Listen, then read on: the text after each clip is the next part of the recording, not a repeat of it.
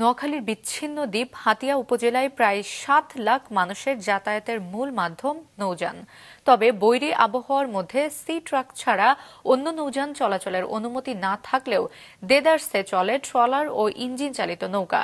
এগুলোতে নেওয়া হয় ধারণ ক্ষমতার অতিরিক্ত যাত্রী। নোয়াখালী রিপোর্টার মিজানুর রহমান রিয়াদের পাঠানো তথ্য এবং ছবি নিয়ে ডেস্ক রিপোর্ট। বৈরী আবহাওয়ায় নদী যখন ফুঁসে থাকে তখন সি ট্রাক ছাড়া অন্য কোনো নৌযান চলাচলের অনুমতি না থাকলেও নোয়াখালীর হাতিয়া উপজেলার বাসিন্দারা এভাবেই ঝুঁকি নিয়ে নদী পাড়ি দিচ্ছেন ট্রলার, ইঞ্জিন চালিত নৌকা কিংবা স্পিড বোটে। যাত্রীরা জানান, নোয়াখালী থেকে হাতিয়া যাওয়ার প্রধান ঘাট হচ্ছে চেয়ারম্যান ঘাট। সেখান থেকে নলচিরা রুটে যাত্রী পারাপারের জন্য 2টি সি ট্রাক রয়েছে। হাজার হাজার যাত্রীর বিপরীতে যা অপ্রতুল।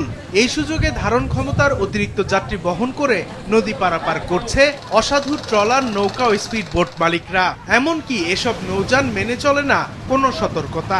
আকাশের ওয়েদার খারাপ, এরপরে এই বোর্ডে মালও নিছে, অনেক যাত্রীও নিছে। এটা সম্পূর্ণ ঝুঁকিপূর্ণ। অতিরিক্ত ঝুঁকিপূর্ণ নৌকাত করে এত মানুষ ওঠার প্রয়োজন ছিল না। এগুলো মাঝপথে গেলে ডুবে যাওয়ার সম্ভাবনা থাকতে পারে। এটা আমরা হাতিয়ার মানুষ কত যে নিরাপত্তাহীন ভুগতেছি এটা বলার মতো না। তবে এটা ধারণ ক্ষমতার চেয়ে অধিক নিছে এরা। তারা আরো জানান, বৈরী আবহাওয়ার সতর্কতার মধ্যে অতিরিক্ত যাত্রী নেওয়ার প্রতিবাদ করা হলে তাদের মারধর সহ নানা হয়রানির শিকার হতে হয়। যে ভয়তে আইসি, যে ভয় লাগছে, মনে করছি যে ভিড়ে দুনিয়া দেখুম না, আল্লাহ বাসে আনছে দিকে আইসি। যে পরিমাণ যাত্রী নেয় নিষেধ করলে তারা শুনে না। আর ঘাটে যে তদারকিটা করা দরকার এটা ঠিকমতো হচ্ছে না। বর্তমানে ঘাটে যারা ম্যানেজমেন্টের দায়িত্বে আছেন এপার আপনাদের সবার কাছে একটা অনুরোধ, আপনারা যেন কারো জীবন নিয়ে খেলা করবেন না। তবে নিষেধাজ্ঞা অমান্যকারীদের বিরুদ্ধে নিয়মিত অভিযান অব্যাহত রয়েছে বলে জানিয়েছে উপজেলার প্রশাসন।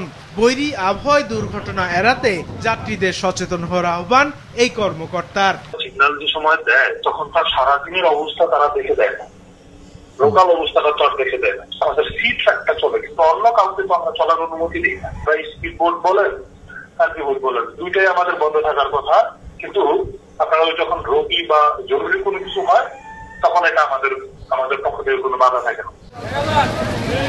হাতিয়ার 7 লাখ বাসিন্দাদের নৌপথে যাত্রা নিরাপদ করতে আরো সি ট্রাক বাড়ানোর দাবি স্থানীয়দের। মাছরাঙা, নিউজ ডেস্ক।